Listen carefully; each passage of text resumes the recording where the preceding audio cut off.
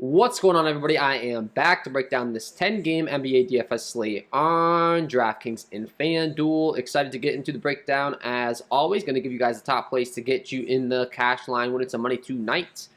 Before we do, hopefully you played some Jalen Smith last night, guys. Absolutely crushed it again. Lock of the night. 39 DraftKings points at only a 5K salary. I know he was pretty cheap over there on FanDuel as well. If you played him, you would have been real happy. 19 points, 12 rebounds, 2 blocks.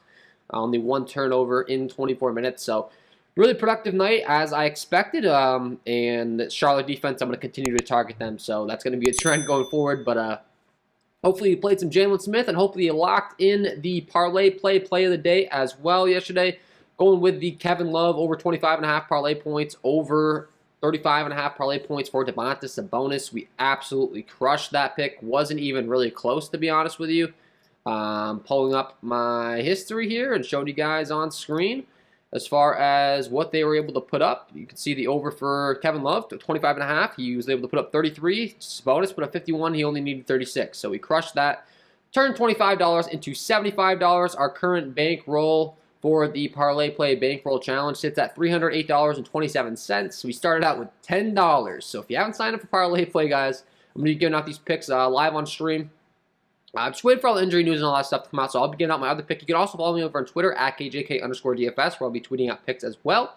Go ahead and sign up. Use that promo code KJK003. The easiest way to do that would be to use that link down below in the description. You get an instant match deposit up to $50 when you sign up today. You also do get a risk-free $10 to play with right off the bat. But getting a lot of questions on that. When you sign up for the app, guys, you're going to get a risk-free $10. So you just place whatever you want. It's risk-free. It's not actually, your money. It's kind of a credit system. And it's a way of getting familiar with the app. And then once you use that and you kind of learn how to place them, after you learn how to place your entries, you can just go ahead and use the app as normal. Place all these picks that we've been going over. So if you're not able to place these picks right away, it's because you got to use your risk-free entries first. Then once you do that, you're good to go. So it's really that simple. Just use those on anything you want. You can just throw them into anything you want. And once you do, you'll be able to pick these 4 picks at once and all that fun stuff that we do on the channel. So, with all that being said, guys, let's get into this breakdown. If you are interested in some premium content, I do offer that as well. Check that out, link below in the description. You get access to all the projections, all that stuff that I do. But let's get into it. Charlotte taking on Washington in this first game. This game right now comes in with a total of a 228.5 over-under. And speaking on Charlotte Hornets, once again, like I said, love targeting their games. Only issue here is that Charlotte is starting to get healthy. So we saw Miles Bridges come back last game. That's obviously going to cut into the usage of some other guys that we were looking at before. Terry Rozier, Gary Hayward, Gordon Hayward, I should say. Terry Rozier and Kelly Oubre also all going to take a bit of a bump here, or a bit of a hit here, I should say, with Miles Bridges returning. They got absolutely blown out last night, so no one really got there. That's just because they didn't play the full allotment of minutes, because the final score was 133-99. So I would not take their score in that last game too seriously. Should be a good bounce back spot here, taking on a Washington squad that's not really the best defensively. And I do think this is a tremendous spot to be paying up for the top pay-up options in this game in LaMelo Ball and Bradley Beal, both producing at high rates here, both going to be in a very high up-tempo game. Obviously, makes a lot of sense to pay up for them. With their teams getting healthy, the main usage guy as a pay-up option, I do think would be, the smart way to go. Kyle Kuzma as a secondary option continues to be a pretty great play as well. As long as Spencer Dinwiddie remains out, that's going to obviously flow all of that usage towards a Kyle Kuzma, a Bradley Beal. So those two guys, phenomenal plays. Targeting the Charlotte defense once again. Love targeting Charlotte. They've been terrible defensively all season long. Going to continue to do so. And as long as Mr. Montrezl Harrell remains out, we're going to look to be playing a lot of Daniel Gafford. He's at 6K. Only played 20 minutes last time was the only problem. They decided to roll with Anthony Gill with him over him in the final stretch of that game, so that was a bit of a head scratcher. So that's a little bit concerning, whether he's going to get the full allotment of minutes that we were expecting in the mid-30s.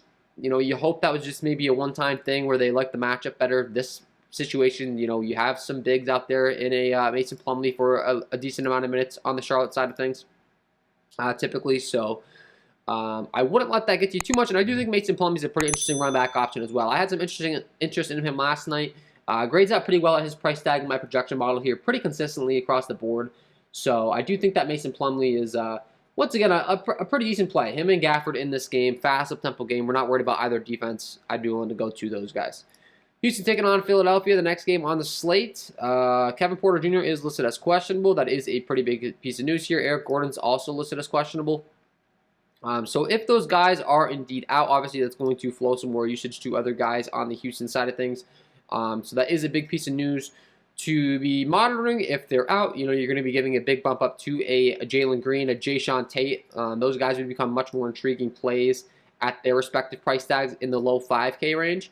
So obviously worth monitoring. Those two guys, it's a 13-point spread in favor of the Philadelphia 76ers with a 221.5 over-under in this one. So Philadelphia is expected to win this one really easily. It's kind of expected to be a blowout. If it does, you could see some garbage time run from guys like a Josh Christopher, KJ Martin, etc. So that might be a little bit of a strategy to be playing some of those guys on the Houston side that would be getting some run in the blowout. And like I said, those would kind of be the first guys I'm looking to. Also, KJ Martin as well at 4,500. I think that he could become a pretty intriguing play. He played 31 minutes last time out with no Eric Gordon and no Sagan as well, so that's definitely something worth monitoring. Sagan continues to be out, so KJ Martin could maybe be an interesting value play here because I do think he's blowout proof. He's priced at 4.5. He is a good fantasy point producer, and regardless of what happens, he should get his run with there being no Sagan. So KJ Martin certainly looking like an intriguing play here, but especially if these guys are out. Garrison Matthews is expected to get his return as well, which is a pretty relevant piece of news, actually, believe it or not, because he was a guy that was playing quite a few minutes before he was out. On the 23rd, he's been playing in the upper 20 minutes when he is in. So that's going to throw a little bit of a wrench into the rotation as well compared to what we were seeing the last couple of games. He could get some more run here at a 4.4 price tag once again. Very respectable price tag for a guy that can shoot the 3-ball if you want to go there. Not like these guys are my favorite plays on the slate. This game's expected to be a blowout. For pay-up options, Joel Embiid, I do think he should have a good game if the game stays close. The problem is I don't really think the game's going to stay close. For that reason, things have become a little bit iffy here. Christian Wood's price tag has plummeted all the way down to 6.2 as well, which is something that's like kind of a sticker shock here. I mean, I don't really know what happened here. Apparently, his surprise from the starting lineup was due to a missing mandatory COVID-19 testing window, and he missed it or something, so he didn't start last game. He only played 8 minutes. I don't know what happened there. His price tag has come all the way down to 8.8. I mean, from 8.8 to 6.2 though. And if he has a full allotment of minutes and everything's good to go in this game, that's just way too cheap of a price tag. So that's something to certainly monitor because this is going to be an absolute smash spot regardless of the blowout for a guy that produces at such a high rate to be priced at only 6.2 on DraftKings.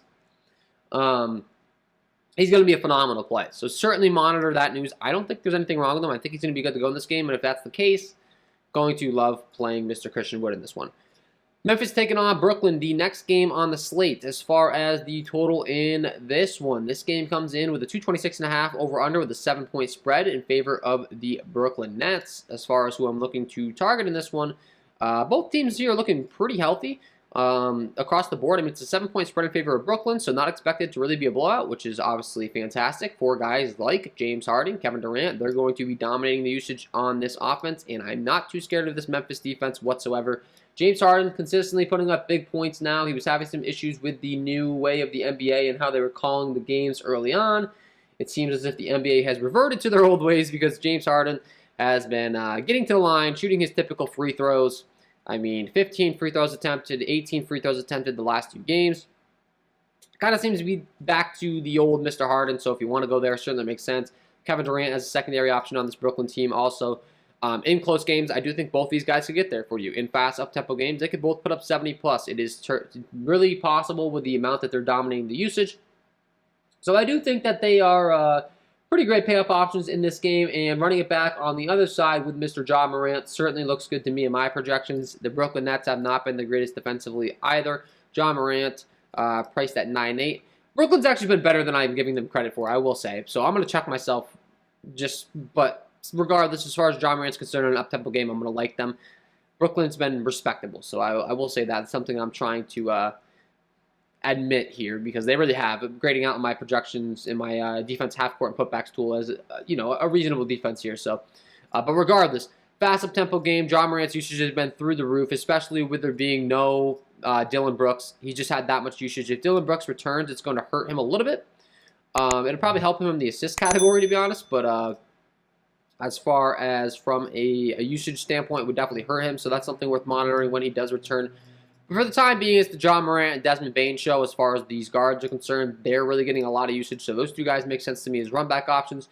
Jaren Jackson Jr. has been really inconsistent from the forward position. If you want to go to him, you can. He's just a very versatile tournament play, so I would, I would encourage you to approach with caution there. He could go off, but he could really let you down.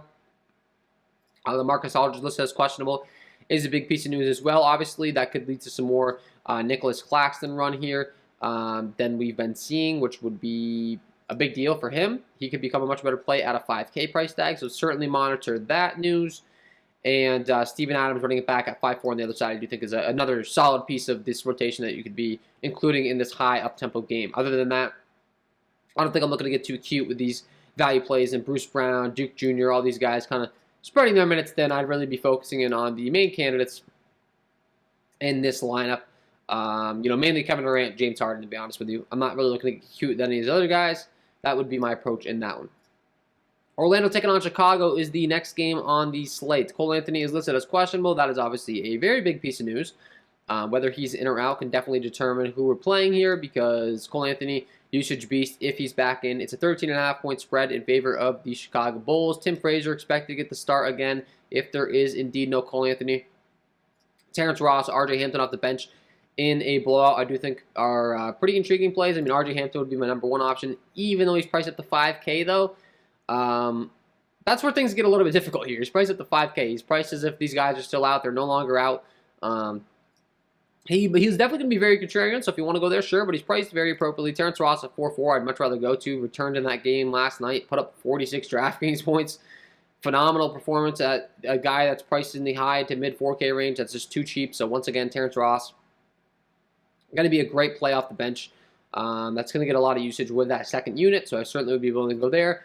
Wendell Carter Jr., Franz Wagner become really great plays if the game stays close. Wendell Carter Jr., you have a revenge narrative here. He is on a back-to-back, but he's a young kid. I don't really worry about the back-to-back too much. 7.4, he continues to be priced very reasonably. Like I said, taking on his former team in Chicago, I tend to think he's going to want to have a big game here. Franz Wagner, Mo Bamba are also pretty respectable options here at 6'7", 6'1". Mo Bamba only played 18 minutes last time, though. Everyone was expecting him to come back and just go a full allotment of minutes. That was not the case. So, with these guys returning from the health and safety protocols list, you got to kind of approach with caution sometimes. You're kind of taking a risk sometimes. Mo Bamba's a young guy. You would think he'd be good to go, but he wasn't. So it's kind of speculation at this point when these guys return. I get a lot of questions about that. It's a little bit unpredictable depending upon the coaching staff, the way that the game goes, etc. It is a bit risky. So running back on the other side, Lonzo Ball is expected to return this one. That's going to take a hit to DeMar DeRozan, Zach LaVine, and Nikola Vucevic, and with this game not expected to stay close.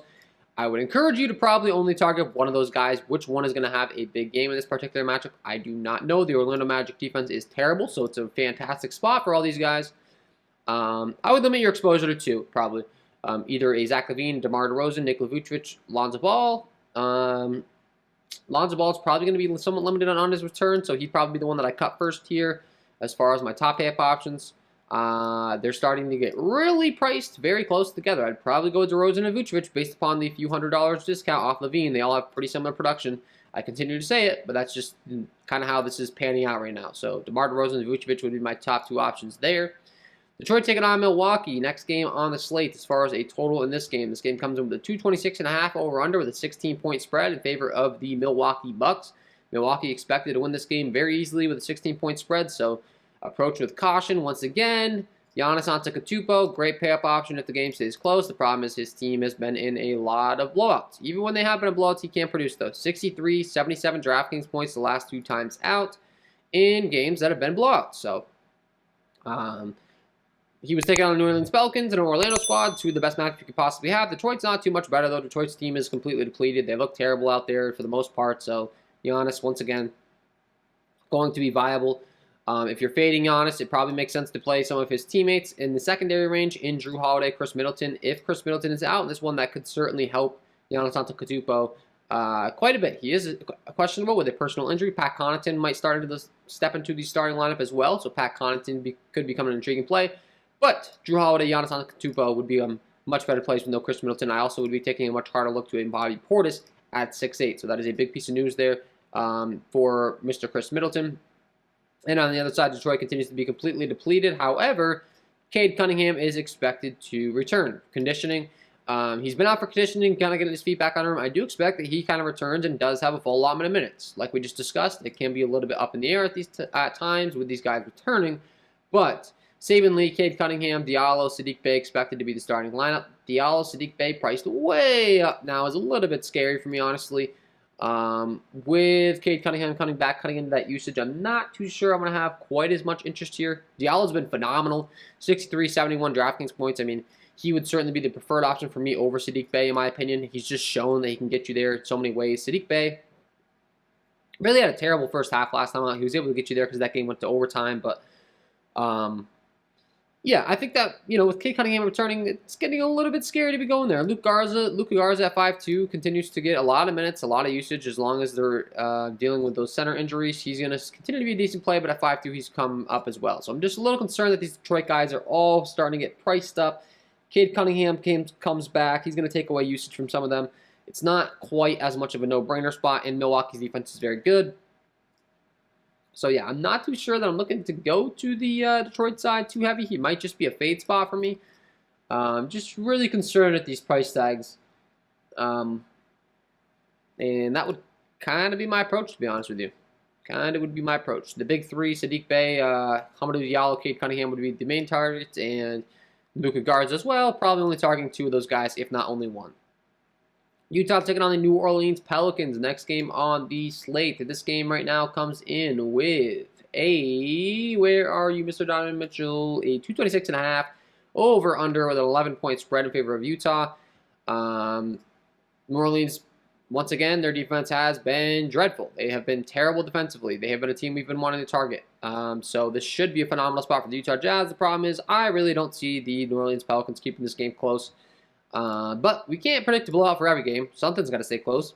And if it does, Donovan Mitchell is going to be a phenomenal play. 45, 57, 46, 47 DraftKings points. He's priced up to 9.7, but for good reason. And the fact of the matter is his usage is through the roof this year. And the New Orleans Pelicans defense is terrible. I mean, he could easily go out there and put up a triple-double in this spot. It's that kind of good a spot. So Donovan Mitchell, I think, is a great pay-up option. I also really do like Rudy Gobert at the center position, taking on a Pelicans team in a faster up-tempo game. There should be plenty of rebounds. We know Rudy Gobert is a elite rebounder, so love targeting him in these kind of spots. Fast up-tempo game. Brandon Ingram is listed as questionable, so that's a big piece of news. Jonas Valanciunas is also listed as questionable.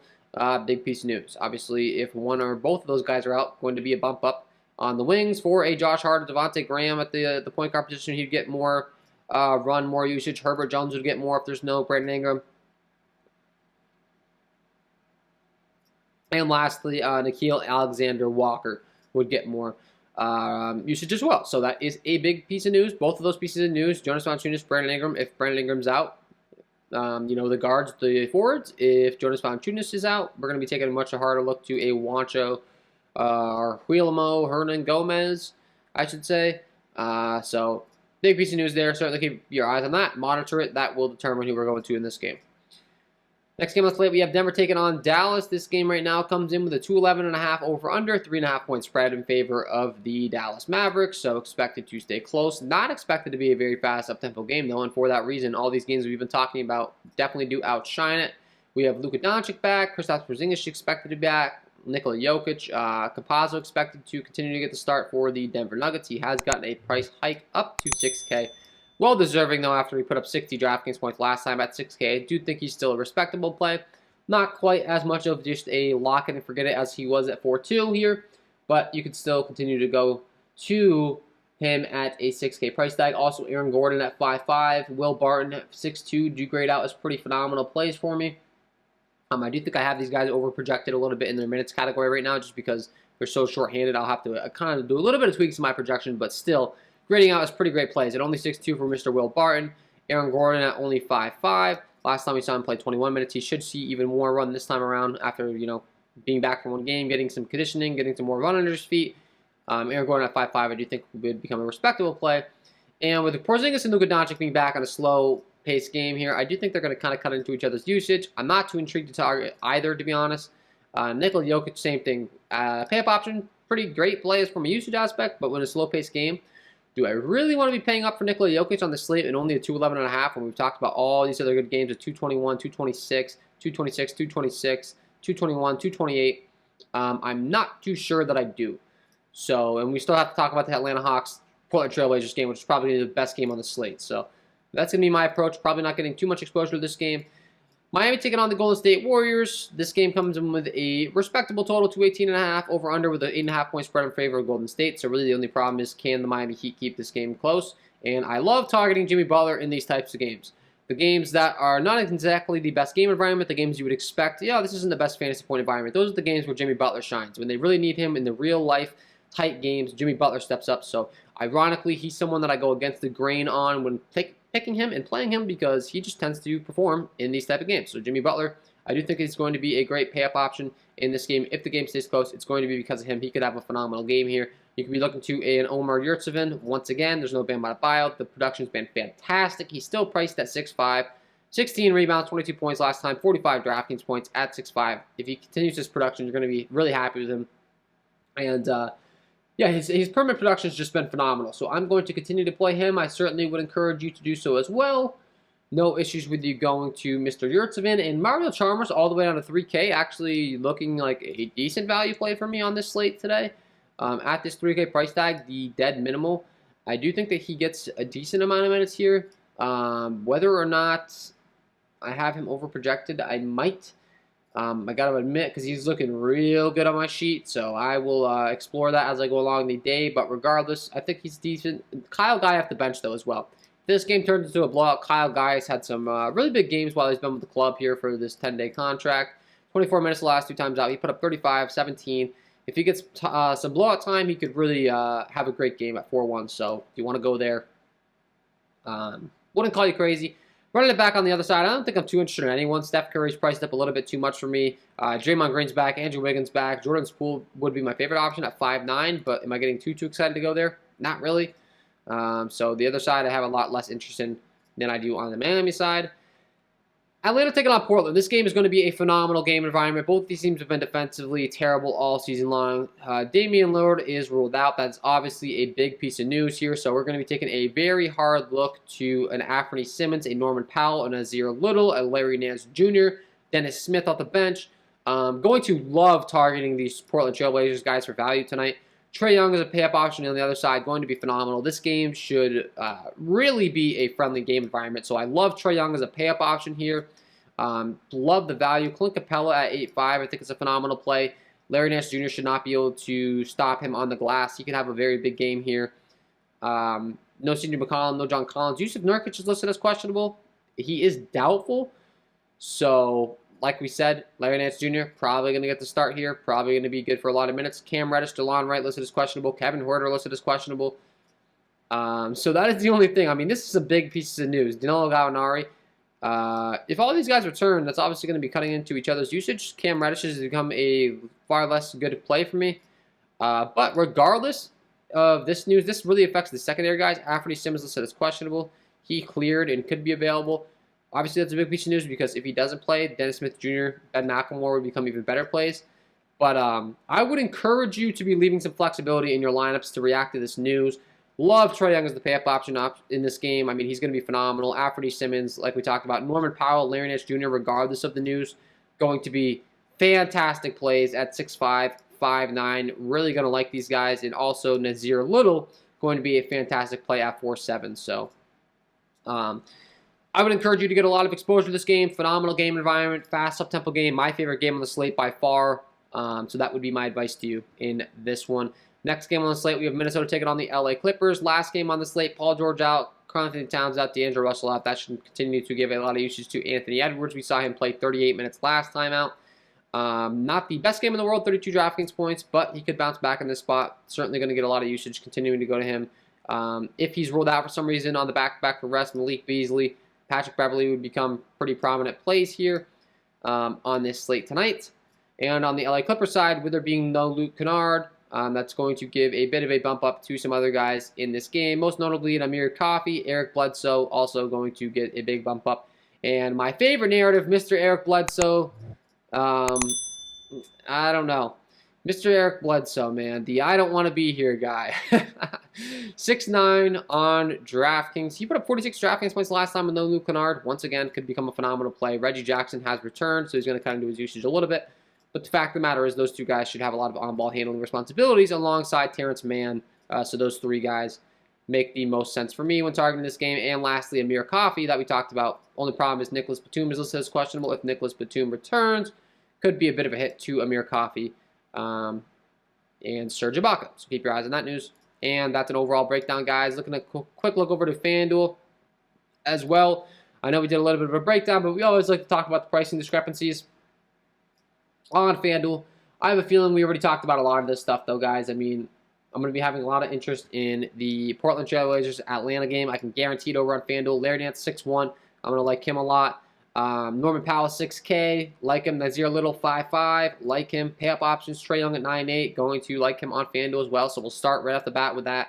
I think that's going to be a great spot to be targeting tonight. As far as other guys that are grading out well for me, Brad Beal, a lot cheaper over here on FanDuel at 9-1. I'm going to continue to take advantage of that price tag over here. Just not priced up enough.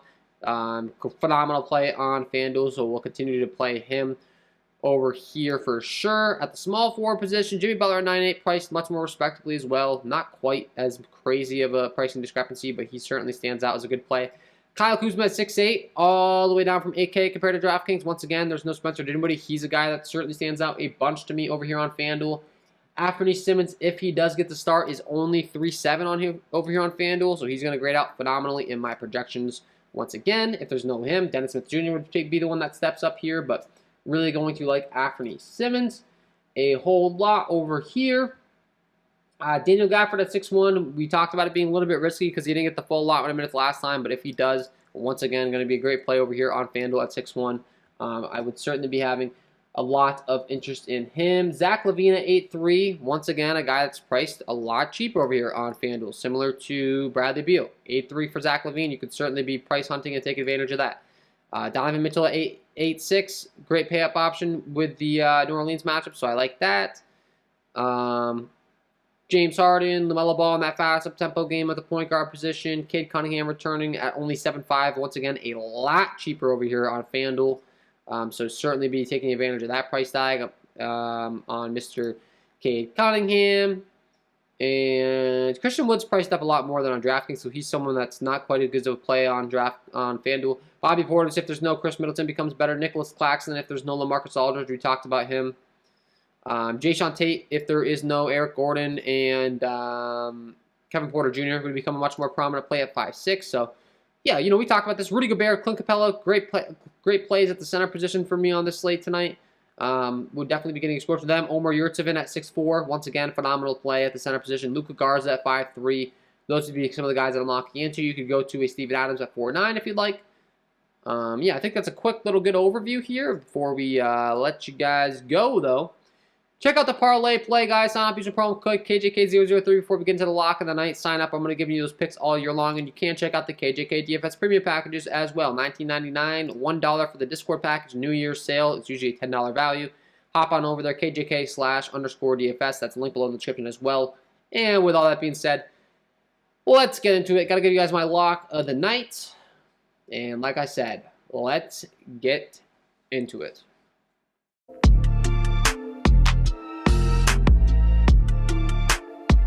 And my lock of the night tonight is going to be Trae Young. In this up-tempo game, taking on a Portland squad, very good fantasy point producer on the season, putting up 1.4 DK points per minute as far as season, 1.32 FanDuel points per minute. A lot cheaper over there on FanDuel, though, so we'll take the price discount and run with it as well. In this fast up-tempo game, you take Damian Lillard out of the equation. Anthony Simmons, Dennis Smith Jr. going to be a smaller defender on him as well, which should help his case. Regardless, doesn't matter to me. Fast up-tempo game. This is a ceiling-type spot for Trae Young. Love the spot. The Portland Trail Blazers defense has been terrible all season long. You take Yusuf Nurkic out of the equation, less rim protection. You get the gist here. Get him in your lineups because he is my lock of the night. So there you have it, guys. Trae Young. Get him in your lineups, and that is all from me in this one. If you did enjoy the content, if you could please take a second to leave a like on this video. Subscribe to the channel, hit the notification bell so you don't miss any future content that I upload. That would be greatly appreciated. We will see you tonight on the live stream, 5:30 p.m. Eastern Time, hour and a half before lock, as always. So yeah, guys, wish you all the best of luck on this slate tonight. If you enjoyed the content, hit that like button, hit that subscribe button. hit that notification bell, and we will see you in the next one.